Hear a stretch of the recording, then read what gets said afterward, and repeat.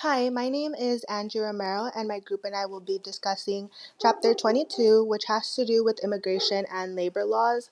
Labor laws' roots began since the 19th century, and over the year they have changed and evolved. However, their roots can be traced back since the 19th century.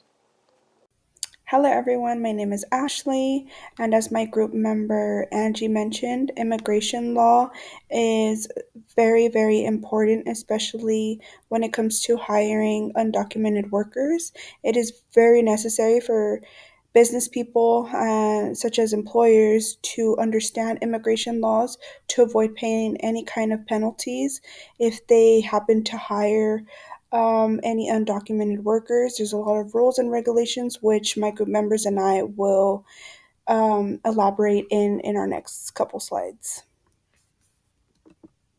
Although immigration is a very controversial topic, there have also been a lot of reforms that have made a significant difference in regards to immigration. For example, the Immigration Reform and Control Act, also known as the IRCA, was a law that was signed in 1986 by President Ronald Reagan that provided amnesty to certain groups of people living illegally in the US at the time. This provided a pathway to citizenship for a lot of undocumented individuals. As mentioned before, there's a lot of rules and regulations that employers must follow, one of them being the I-9 Employment Verification Form. This is a process that mandates all employers to verify the identity and work authorization of all employees hired in the U.S. The Immigration Act of 1990 was also another significant piece of U.S. legislation that reformed immigration policies by increasing legal immigration limits, creating new visa categories, and placing greater emphasis on skilled labor. Basically, this act was aimed to address labor shortages that were happening, promote overall more diversity, and to prioritize family reunification. There are a lot of verification and programs that allow immigrants to work in the United States, such as having the I-551 Permanent Resident Card, also known as the Green Card, which shows lawful permanent residency to individuals and allows them to work and live within the United States. The H-1B visa program requires that the candidate must have high specialized knowledge in the area they're going to work in and have a bachelor's degree or higher.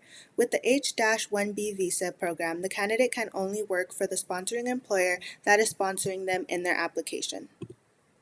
The labor certification, also known as the ETA 9035, allows employers to hire non-citizens to work in the United States.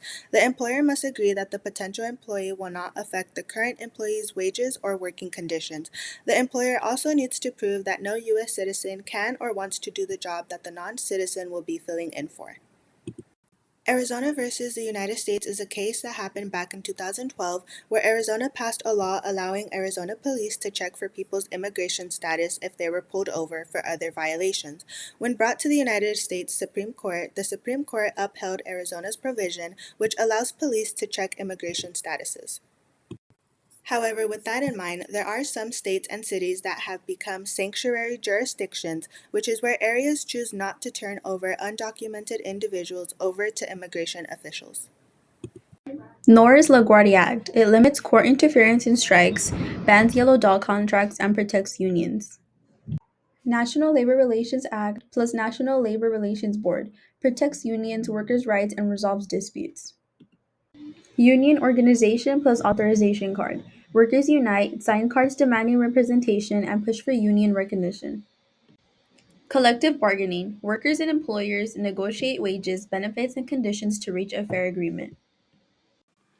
Unfair labor practices. These are actions that disrupt fair labor relations, which harm workers' rights and negotiations. Now, for union unfair labor practices, these are actions by the union that violate labor laws, disrupt negotiations, or coerce workers. Union elections. This is how the union fairly determines who represents them as the bargaining representative, and they're supervised by the NLRB to make sure all rules are followed and the election is fair. Union election campaigns.